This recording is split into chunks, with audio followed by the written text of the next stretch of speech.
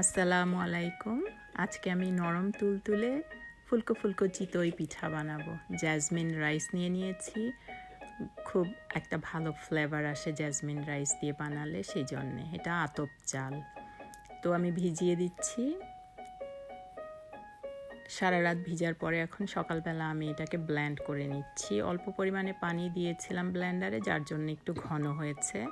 এখন আমি হালকা কুসুম গরম পানি দিয়ে আর স্বাদ মতো লবণ দিয়ে আর একটু পাতলা করে নিব। এই যে দেখুন, আমি স্বাদ মতো লবণও দিয়েছি, হালকা কুসুম গরম পানি করে দিয়েছি, সেই জন্য এখন পাতলাটা একদম পারফেক্ট। তো মিডিয়াম আঁচে চুলা আছে। তো ঢেকে দিব।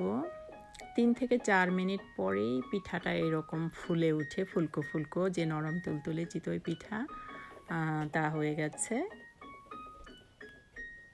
এবং অপর পিঠেও পিঠাটা দেখতে খুব সুন্দর লাগছে। এখন হয়ে গেল আমাদের তুলতুলে নরম চিতই পিঠা তৈরি।